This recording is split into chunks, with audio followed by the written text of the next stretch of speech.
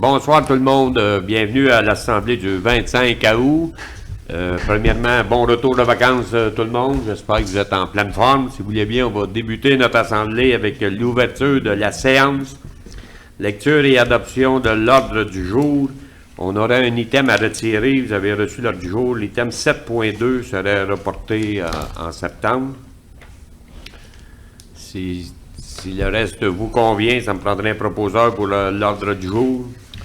Je vais le proposer. Sylvain Dupuis et secondé Serge Pélequin. L'adoption et dépôt des procès-verbaux précédents à 4.1 de la séance ordinaire du Conseil de la MRC du 7 juillet que vous avez reçu, c'est conforme proposé Denis Marion et Denis Benoît. Tout le monde est d'accord. Autorisation de paiement des dépenses à 5.1 pour l'ensemble des municipalités. Pour la partie 1, Je le propose. Michel Pélequin, Michel Blanchard. À la partie 3 pour l'évaluation foncière, Michel Aucoin et Denis Marion, excusez. Ça fait longtemps que je ne vous ai pas vu, je vous change le nom. Aux travaux, à la partie 5, travaux des cours d'eau. Je vais le proposer. Michel Pélequin, Georges-Henri Parenteau. Et pour la partie 6, qui est Taxibus, Je vais le proposer. Vincent de Guise et Serge Pélequin. Et la dernière pour la partie 7, à la culture, Je propose Denis Marion. Denis Marion, Je vais le seconder. Alain Chapdelaine. Merci. Rapport mensuel des conseillers régionaux.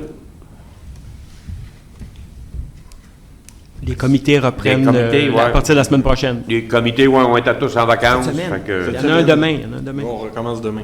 ouais, pour la plupart, les comités, moi, j'en ai eu un à l'Office du tourisme, mais c'est un retour de vacances, fait qu'on reviendra en septembre.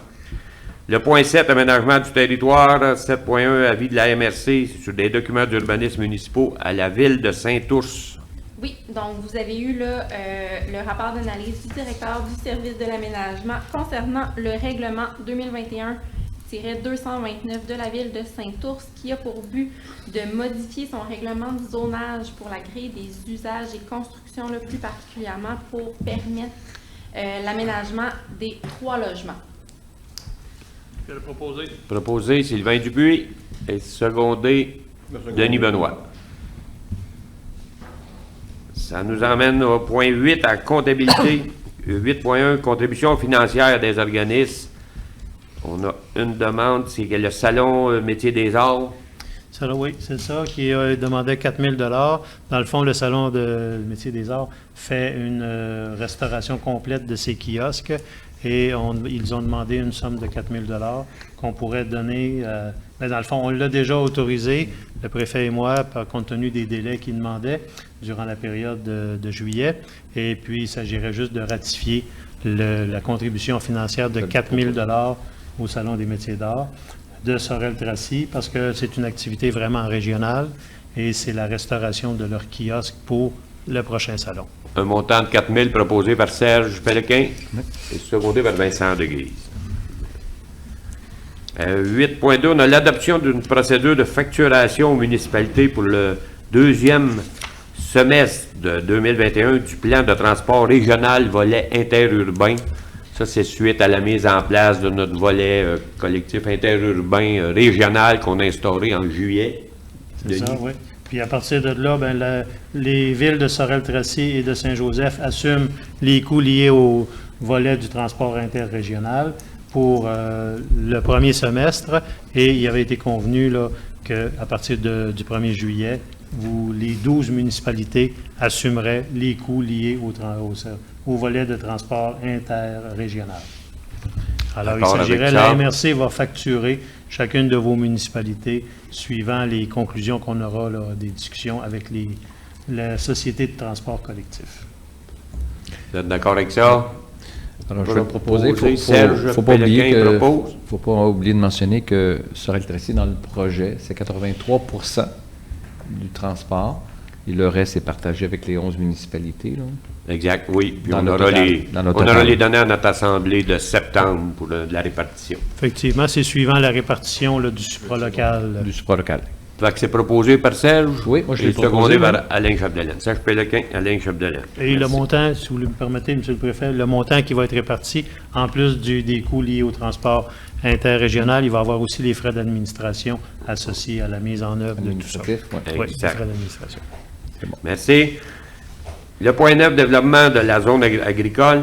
9.1, l'abrogation de la résolution 2021-07-218, le partenariat avec Expansion PME concernant la virée gourmande Montérégie, qu'on a dû annuler pour 2021. Ça nous amène à modifier notre résolution, c'est bien ça? L'abroger, exactement.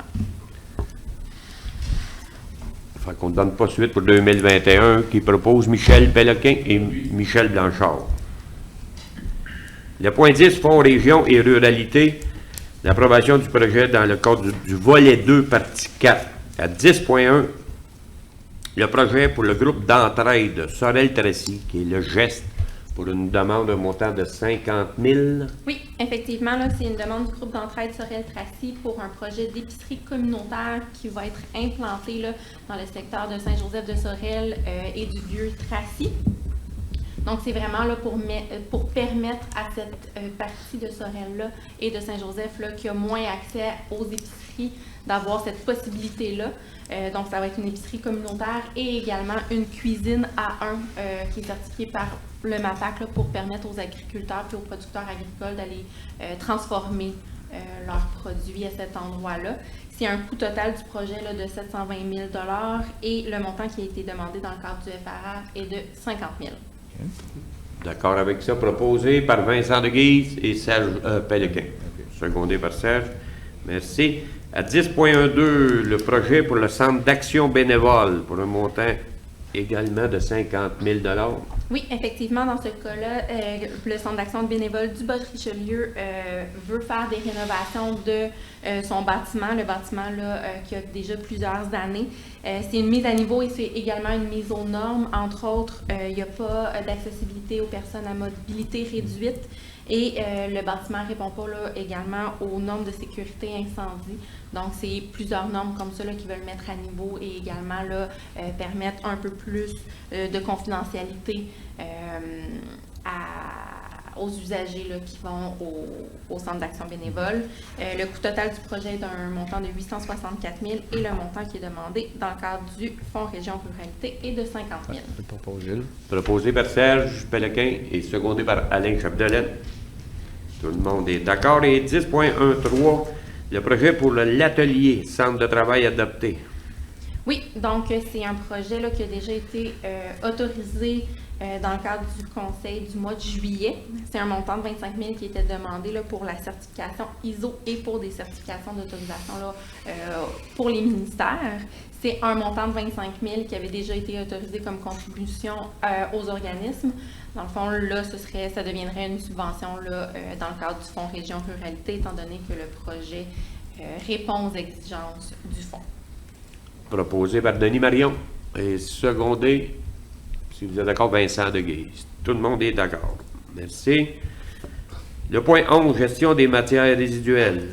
Prise de décision s'il y a lieu concernant le contrat de collecte, de transport, traitement et d'élimination des matières résiduelles. Suite à notre discussion tantôt, on va maintenir la collecte du bac noir aux 2 semaines pour l'année 2021. Et il y aura une prise de décision qui sera possiblement du comité du PGMR et qui sera recommandée au maire dans le cadre du budget 2022. Je pense que c'est bien ça qu'on s'est entendu. Fait que pour 2021, on maintient la collecte du bac noir aux 2 semaines. On avait demandé des données supplémentaires aussi. Oui, exactement, on a là. Pour aider à la décision. Budget. OK, proposé par Michel Péloquin et Serge Péloquin. Ouais. Merci. Le point 11, ça nous amène au point 12, de piste cyclable. Autorisation s'il y a lieu au club de véhicules VTT Vagabond et le club des Neiges Sorel-Tracy pour traverser la piste cyclable aux endroits précis durant l'hiver, comme à chaque année. Oui, c'est une demande récurrente là, qui revient à chaque année. Étant donné la réglementation pour la piste cyclable, là, ils n'ont pas le choix de nous demander l'autorisation. C'est pour des traverses de VTT, entre autres à la hauteur en fait dans la paroisse de Saint-Pierre-de-Sorel, près du chemin de la Vallière, à Saint-Robert, près de la rue Colette, et également près de la nouvelle prison et de la rue Aubert pour Sorel-Tracy. Là, ça, c'est la traverse de VTT. Puis il y a également une traverse de motoneige dans la ville de Sorel, à proximité de la rue Crébasca, à l'ouest du ruisseau du Marais. Donc, c'est pour autoriser là, ces traverses. Comme les autres années. Comme on fait, Vous êtes oui. d'accord, Serge Péloquin et Michel Blanchard.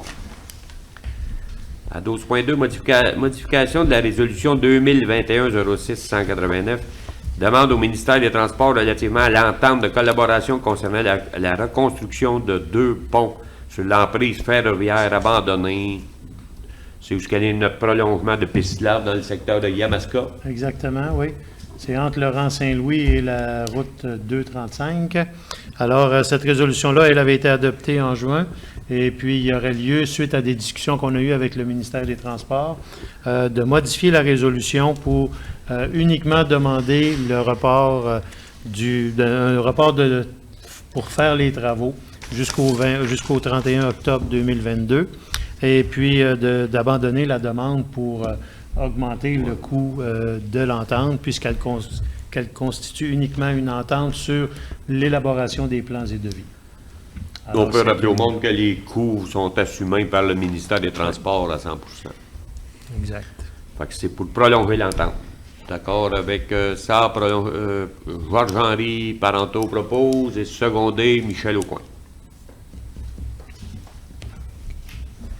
La politique culturelle, ratification de l'avenant à l'entente de partenariat territorial en lien avec la collectivité de la Montérégie. Oui, en fait, c'est une décision, là, c'est un avenant à l'entente de partenariat, considérant 2 décisions qui ont été prises là, par le Conseil de la MRC en mai et en juin pour la bonification de l'entente avec le CALC. Donc, la première résolution là, qui était pour la bonification de 5 000 $ pour cette année et la deuxième pour la bonification, encore une fois, d'un montant de 5 000 $, mais pour l'année prochaine. Donc, Monsieur le préfet a déjà signé l'entente, donc c'est de la ratification là, de la signature de l'avenant à l'entente qui fait état de l'ajout de montants de la part de notre MRC, mais il y a également d'autres MRC qui ont bonifié leur contribution. La correction qui est pour l'approbation Denis Marion et qui seconde Denis Benoît. Projets spéciaux, ratification de l'entente avec la FQM concernant l'étude sur la mobilité et fluidité du transport. Vous avez sauté Ouais, un le point. 13.2. 13.2, excusez, dépôt ou approbation pour le laboratoire hors éphémère dans le cadre de la Journée de la culture 2021, excusez. Oui, donc c'est un dépôt de projet là, du service du développement culturel. C'est une activité officielle là, qui s'inscrirait à la programmation des Journées de la culture 2021. C'est un événement qui aurait lieu le dimanche 26 septembre 2021 à Saint-Ours. La chargée de projet est Mme Jocelyne Bibeau, qui est une lauréate du projet de Patrie innovante. Donc, c'est une suite à ce projet-là. Les lauréats avaient le désir de faire un événement culturel suivant ce projet-là. Et c'est ce qu'ils soumettent aujourd'hui là, devant vous. Et il s'agirait d'un happening artistique. Au niveau financier, c'est un montant de 7 200 $ qui serait subventionné d'une part par le ministère de la Culture, des Communications et de la Culture et la moitié de la part de la MRC. Ça vous va pour approbation proposée? Denis Marion, secondé? Vincent de Guise. Merci, tout le monde est d'accord? Là, j'arrive à 14, ratification de l'entente avec la FQM pour l'étude sur la mobilité et la fluidité des transports. Ben, c'est ça, c'est une résolution qui avait été adoptée précédemment, puis la résolution faisait mention uniquement d'autoriser le directeur général à signer l'entente et l'entente finalement qu'on a reçue, elle fait état de la signature du préfet et du directeur général. Alors c'est une modification à apporter à la résolution pour autoriser également le préfet à signer cette entente. Pas de problème. Vincent Deguise propose et Denis Benoît second. 14.2, autorisation s'il y a lieu de la signature par le directeur général de la convention revisée MCC-MRC concernant l'aide financière découlant du programme de soutien au milieu municipal en patrimoine immobilier. Volet 1. Oui. Alors, c'est ça, c'est une entente, un projet d'entente pour lequel vous m'avez déjà autorisé à signer. L'entente concerne la restauration de 4 bâtiments patrimoniaux, 1 à Saint-Ours et 3 à Sorel-Tracy. Mais présentement, il y a encore des discussions qui se font suite à des événements récents concernant des immeubles. Et puis, l'entente pourrait être assujettie à des modifications compte tenu des pourparlers qu'il y a avec le MCC. Et à ce moment-là, ça serait bien, pour qu'on puisse gagner du temps et rendre l'entente opérationnelle le plus rapidement possible, que vous m'autorisiez aussi à signer l'entente, la prochaine version de l'entente qui sera révisée suite à un accord entre la Ville de Sorel-Tracy et le MCC pour des précisions à apporter à l'entente. Ça pourrait aller jusqu'à enlever 2 bâtiments de Sorel-Tracy qui pourraient faire l'objet d'une entente particulière entre la Ville de Sorel-Tracy et le ministère de la Culture. Pour accélérer, dans le fond, le procédure. Exact, oui. D'accord avec Serge Péloquin propose et Sylvain Dubuis second. Aux ressources humaines, le point 15, 15.1 ratification d'embauche. On a 2 postes à combler en immigration et en aménagement. Oui. Josiane, tu y vas pour le poste en immigration? Joanie. Joanie. Bonjour, Josiane. Oui, donc, suivant le processus d'embauche, on a reçu quand même plusieurs candidatures. Le comité de sélection a été formé là, de Véronique Massé, qui est la coordonnatrice à la politique familiale et des aînés, de Mégane Hannequin, qui est la nouvelle directrice diversité et inclusion, et de Mélanie Hébert, qui est chargée de projet en immigration, qui travaille toutes deux à l'Orientec, et de notre nouvelle conseillère en ressources humaines, Sonia. Donc, la décision finale a mené à l'embauche de Mme Véritane Ordé, qui est une personne là, qui détient un baccalauréat de l'Université Concordia avec une mineure en sciences politiques, non, le contraire, majeure en sciences politiques et une mineure en sociologie. Elle se démarque là, particulièrement pour son implication au niveau, entre autres, du Comité des femmes kurdes du Québec et de la Fondation kurde, dans laquelle là, elle a été amenée à travailler là, avec des personnes provenant de l'immigration. Donc, son profil là, répondait vraiment aux critères qui étaient demandés pour ce poste-là. Donc, c'est la recommandation pour l'embauche de cette personne. Et en aménagement, ça prend une solution pour chaque ou... Ben, vous aviez déjà autorisé leur embauche. Okay. C'est plus à titre d'information Okay. qu'on vous le dit, puis ça pourrait faire l'objet d'une ratification par le Pour Conseil. les deux en même temps. Fait qu'en aménagement, En aménagement, c'est ça. Il y a eu une procédure similaire qui a été faite pour combler le poste là, de coordonnateur à l'aménagement. Le comité de sélection était formé de Jean-François Dauphinet, qui était jusqu'à récemment le coordonnateur à l'aménagement, maintenant le directeur du service de la planification du territoire, de la gestion du territoire. Il y avait aussi Benoît Jolicoeur qui travaille au service de l'aménagement et aussi au service de l'inspection pour les programmes d'habitation et du règlement de contrôle intérimaire.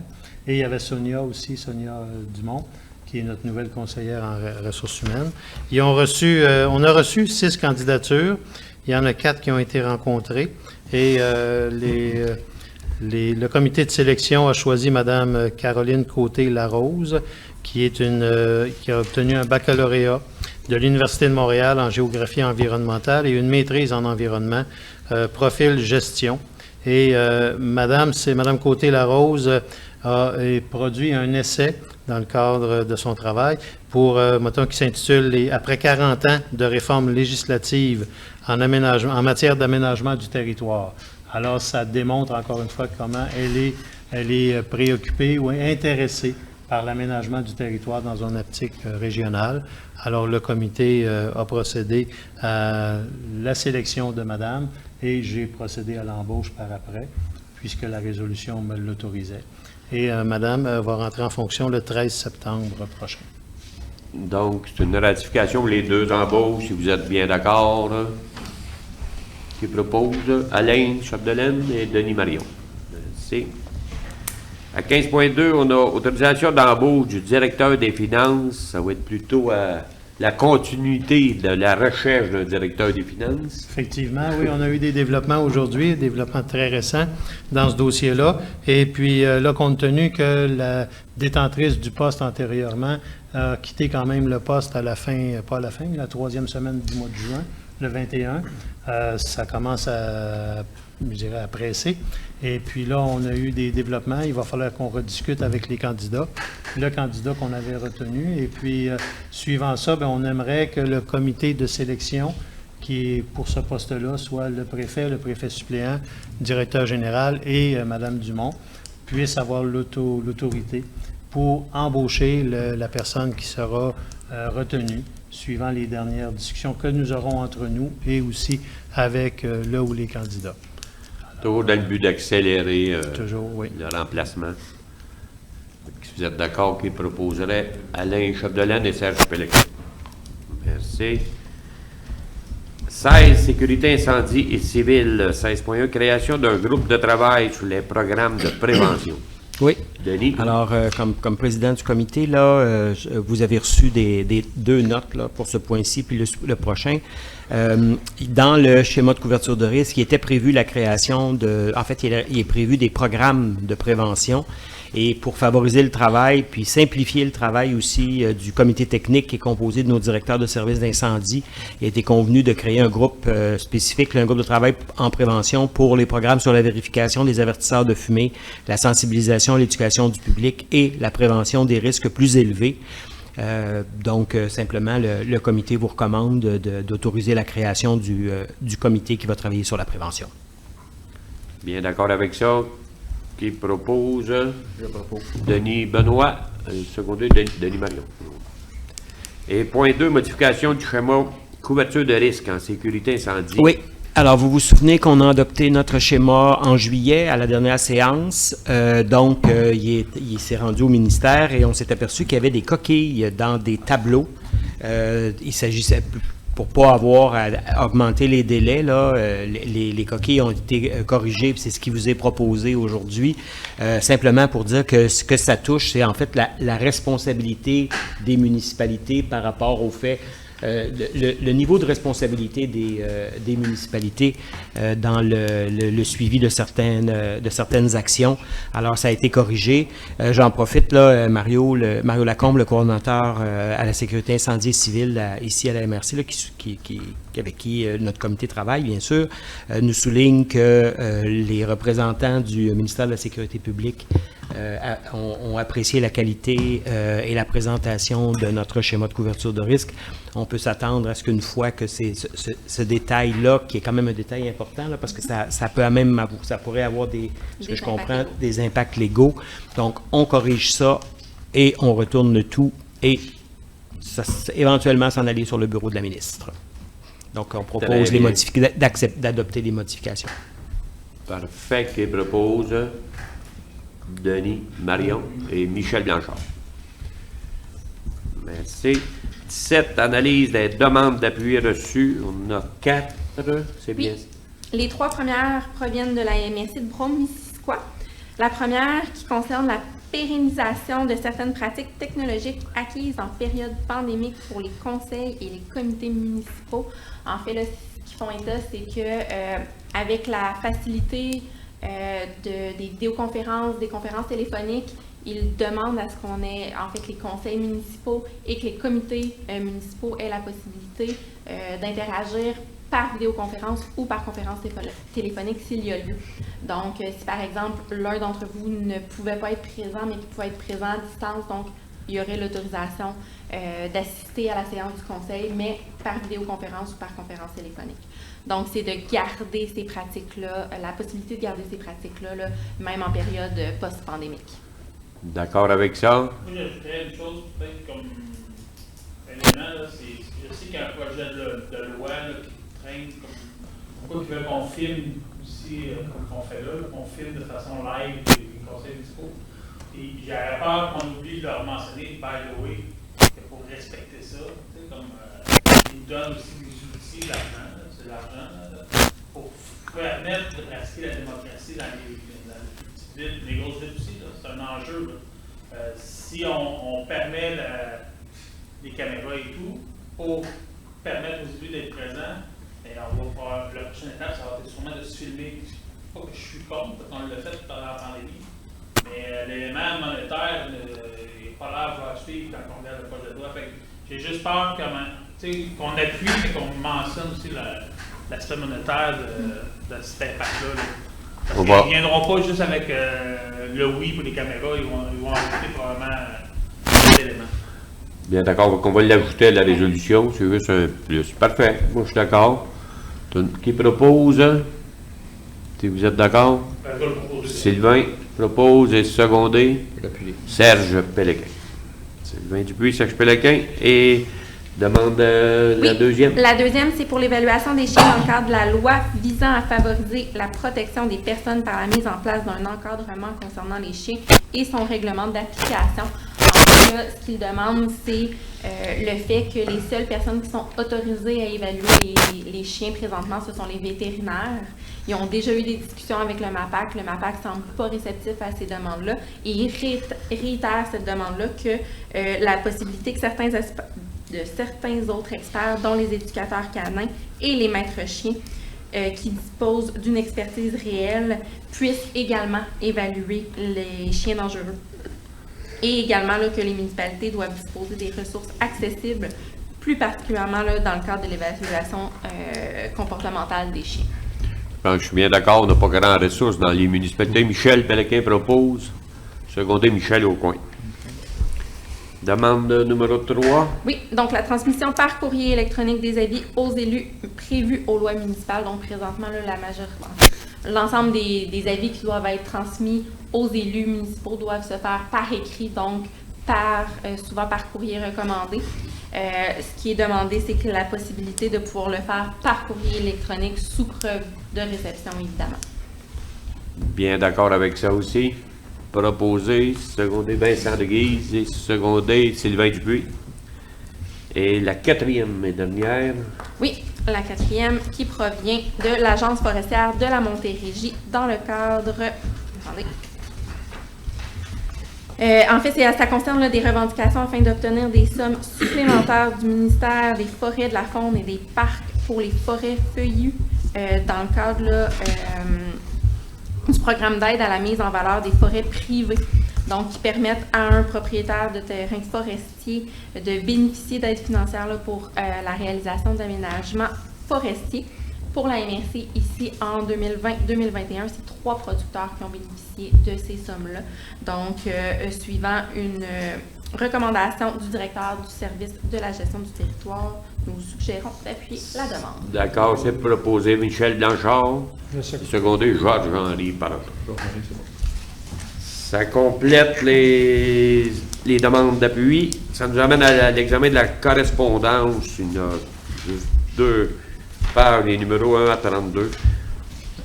Juste peut-être souligner le numéro 8, là, qu'on a reçu 23 812 $ là, pour la piste cyclable là, dans le programme de la route verte, là, c'est bien ça? Si vous avez des questions ou des points à soulever.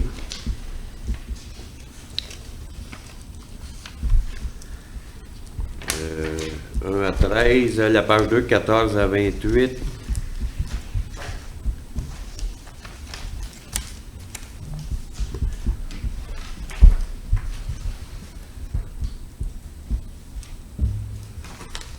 S'il n'y a pas de questions, et le 4 dernier numéro, 29-32.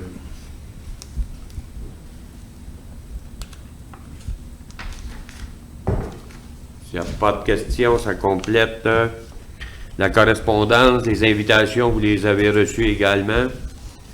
Vous en avez pris connaissance. Ça nous amène au point 20, la nomination des comités administratifs, comité de suivi budgétaire. On a 2 postes à combler. Naturellement, vous avez tous eu par email la démission de M. Blanchard et M. Marion, vu qu'ils ne convoitent pas de se représenter comme maire aux prochaines élections. Et on a reçu 4 mises en candidature, mais 4 personnes intéressées, 4 maires, dont Alain Chapdelaine, Michel Péléquin, Sylvain Dupuis et Michel Aucoin. Mais ça, on a 2 postes à combler, donc si les 4 sont toujours intéressés au poste, on va aller en élection. Tout le monde a le droit. Vous votez pour 2 candidats seulement parce qu'on a seulement 2 postes à combler. Fait que je vous laisse, Denis, vous expliquer la procédure. Là. Les bulletins sont prêts pour le vote. Ben, c'est ça, en sachant qu'il y avait plusieurs candidats et en ne pouvant présumer qu'il y aurait juste 2 candidats qui resteraient. À partir de là, ben, on a préparé les documents. Joanie a préparé les documents, les bulletins de vote. Vous avez les noms de ceux qui potentiellement peuvent être candidats. Et vous aurez à choisir parmi 2 des 4 qui sont sur le bulletin de vote. On va vous remettre dans la salle à côté un bulletin de vote à chacun. Et puis, vous avez à voter pour 2 personnes, comme M. le préfet le disait. Et puis, à partir de là, on va faire un décompte, Joanie en tant que secrétaire d'élection et moi en tant que président, des votes reçus par chacun. Et puis, en cas d'égalité, bien, à partir de là, il y aurait un tirage au sort, puis en présence des candidats concernés par ça. C'est le processus habituel là, que vous aviez défini et adopté là, en 2019. Alors, à partir de là, bien, si vous n'avez pas de questions, bien, on va procéder tout de suite à aller de l'autre côté.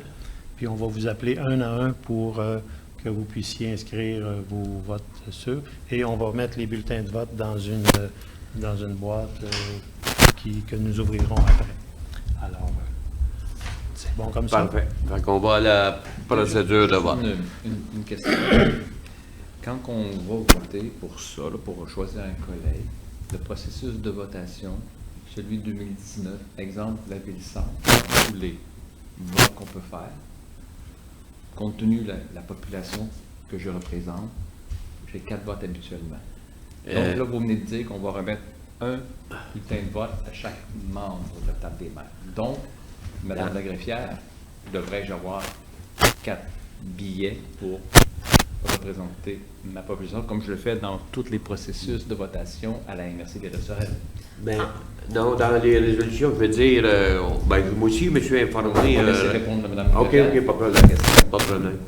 En fait, la réponse se trouve, en fait, parce que le Conseil de la MRC a adopté un mode de scrutin pour toute élection autre que celle du préfet, parce qu'effectivement, celle du préfet, la Ville-Centre, a le droit au même nombre de votes qu'elle a en vertu de l'article 202 de la Loi sur l'aménagement et l'urbanisme, donc 4 votes pour la Ville de Sorel-Tracy.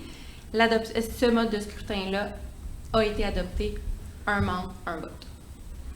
Il était voté, comme vous avez dit, en 2019. Oui. Oui. Et il a été voté pour les élections et toute autre élection future. Donc, le but de cette résolution-là était d'établir un mode de scrutin pour les élections à venir, peu importe lesquelles, autres que celle du préfet. OK. Habituellement, quand il y a une élection, on adopte dans la résolution le mode de scrutin au fur et à mesure. Là, il était adopté pour l'ensemble, donc ça veut dire que ce n'est pas une décision qui est là pour l'éternité. La décision peut être modifiée. Mhm. Ça prend une résolution pour le faire. Une résolution pour le faire. Parfait. Merci. C'est bon? Ça va? OK.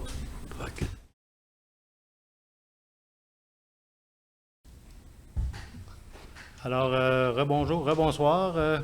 Tout le monde est venu voter. 11 maires ont voté. Et puis, un seul tour de scrutin sera nécessaire. Il y a deux gagnants. Par ordre alphabétique, Alain Chapdelaine et ensuite Michel Péloquin. Alors, un seul tour de scrutin aura été nécessaire. Félicitations à vous deux. Félicitations. Merci aux autres. C'est un beau comité, c'est un comité le fun. Je vous souhaite d'apprécier le travail qui est fait là. C'est ça. Puis, naturellement, vous savez qu'il y a Serge, moi et Vincent qui est sur ce comité-là. Fait qu'on va vous faire savoir possiblement, j'imagine, à la fin septembre. Là. On espérait d'avoir quelqu'un, justement, en comptabilité qui nous accompagne là-dedans toujours. Fait que, mais il va falloir avoir un comité assez rapide, aussitôt qu'on aura quelqu'un. Fait qu'Alain et Michel, bienvenue en remplacement de Denis et l'autre Michel. Puis merci aussi à Michel et à Sylvain. Il y aura d'autres comités, naturellement, à l'annonce du budget à la fin novembre. Il y a des comités qui vont possiblement se libérer. Fait que bienvenue à tout le monde. Fait que félicitations encore. On passe maintenant aux la affaires. période électorale. Pardon? Ça clôt la période Ça électorale. clôt la période électorale. Les affaires nouvelles, on n'a pas la période de questions. Oui, on a reçu plusieurs questions, 5 questions de M. Fernand Gignac. Les 3 premières s'adressent plutôt à moi. On parle, ces questions, c'est où est rendu le développement économique, quels gestes concrets s'est posé dans la dernière année, et qu'est-ce que la MRC va faire du 415 000 qu'on a gardé en réserve des revenus des éoliennes. Pour qu'est-ce qui est le compte-rendu du développement économique, écoutez, oui, il y a eu plusieurs rencontres ce printemps. Il faut avouer que ça a décollé lentement avec la nomination des personnes. On est 9 qui siègent là-dessus. Il y a des comités qui ont été formés. Naturellement, tout le travail, le suivi qui se fait avec, qu'on peut appeler les employés du CLD, qui est le démarrage d'entreprise, puis le transfert d'entreprise. Ça, on a encore toujours les suivis de ça, puis on a des réunions pour approuver justement les aides qu'on aide financièrement aux jeunes entrepreneurs qui débutent dans la région. Les gestes concrets, oui, on était à la recherche naturellement de postes de direction, de commissaire industriel et de direction générale. Ça, je vais laisser l'annonce au président Luc-André Lucier, qui devrait faire l'annonce dans les prochaines semaines. Oui, il y a une candidate qui a été retenue, qui est très enthousiaste. On a appris ça à notre dernière assemblée la semaine dernière, qui est très enthousiaste, mais naturellement, avant de signer l'entente, les délais, naturellement, qu'elle quitte son emploi pour s'en venir peut-être travailler dans la région, il y aura certainement quelques semaines. Fait que je vais laisser Luc-André Lucier, le président du développement économique, vous faire l'annonce, possiblement dans les prochaines semaines. Et que pour la question du 415 000 des éoliennes, écoutez, oui, il y avait une portion de 415 000, quelques dollars qui avaient été répartis aux 12 municipalités. L'autre 415 000, on l'a gardé dans les coffres de la MRC et ça va être naturellement discuté au budget qu'on devrait vous présenter fin novembre, peut-être décembre cette année à cause des élections. Fait que pour l'instant, faites-vous-en pas, le 415 000 est dans les coffres de la MRC, puis il sera discuté avec les 12 maires qui seront en place justement au prochain budget. Puis les 2 dernières questions s'adressent plus au président du parc éolien, M. Serge Péloquin. Avez-vous reçu des soumissions pour la réparation des palmes, puis avez-vous un deadline, une date butoir pour la réparation des palmes? Je vous laisse la parole. Ouais. Donc, on a procédé à un devis, donc, quand on a fait inspecter les palmes. On a aussi rempli un appel d'offres présenté sur SEAO. Alors, les délais ont été respectés, tout ça, puis aucune société, entreprise a déposé une offre. Donc, le conseil d'administration de Parc éolien s'est réuni. On va changer la stratégie. On va relancer les appels en collaboration avec notre gestionnaire, entretien qui est OPSIS. Puis, on va, d'ici la fin de l'automne, les palmes seront réparées, là, puis on va trouver des firmes. Il y a environ 4 firmes qui font ça sur le territoire québécois. Puis, ils font un grand périmètre. Là. Ils travaillent beaucoup des éoliennes dans l'Est du Canada, mais au Québec, beaucoup en Gaspésie. Donc, ces firmes-là, habituellement, ne répondent jamais aux appels faits SEAO pour toutes sortes de raisons. Alors, ce qu'on pense, nous, c'est qu'on va quand même appeler directement là, ces entreprises pour nous déposer des propositions. Puis le conseil d'administration aura choisi là, les offres qui sont déposées. Très bien. Très bien, merci. Alors, puis on ne met pas en péril là, l'état des palmes. Ils sont quand même... l'état est connu. Puis c'est des réparations sur l'ensemble des 12 là, d'entretien et de maintenance. Là. Parfait. Merci beaucoup. Je pense que ça répond aux questions de M. Gignac.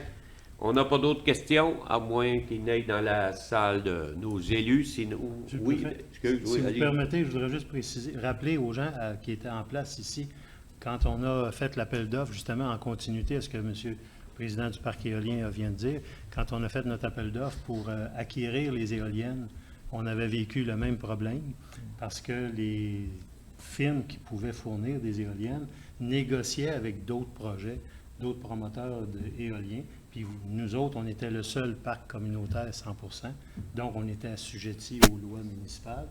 Puis à partir de là, ils ne voulaient pas dévoiler. Fait qu'on on avait reçu aucune soumission, nous autres non plus. Puis compte tenu de l'ampleur des coûts qui étaient beaucoup plus élevés que celui pour la réparation des pales, on était allé, vous vous rappelez, M. le Président, on est allé à Québec demander l'autorisation au ministre des Affaires municipales de l'époque On avait travaillé avec Sylvain Simard était avec nous autres aussi pour présenter la difficulté qu'on avait, puis demander, dire, regarde, au gouvernement, vous nous donnez la possibilité de partir un parc, de créer un parc éolien, mais on est devant une situation où on ne peut pas avoir de soumission. Fait qu'il nous avait autorisé à négocier avec 2 firmes qui produisaient des éoliennes pour avoir le meilleur prix possible. Fait qu'on avait eu, mais là, on ne parle pas des mêmes ampleurs de coûts, là. C'était des millions et des millions là, quand on a acquis les éoliennes. Fait que ça fait une différence, mais il reste que on vit avec le parc éolien actuellement la même situation qu'on a vécue au début des années en 2010. Dans le fond, c'est la rareté des fournisseurs dans ce domaine-là, ne sont pas des centaines. Ça complète notre assemblée. S'il n'y a pas d'autres questions, ça me prendrait un proposeur pour la levée de l'assemblée. Vincent Deguise et Michel Pellequin. Merci à tous, bonsoir. Merci.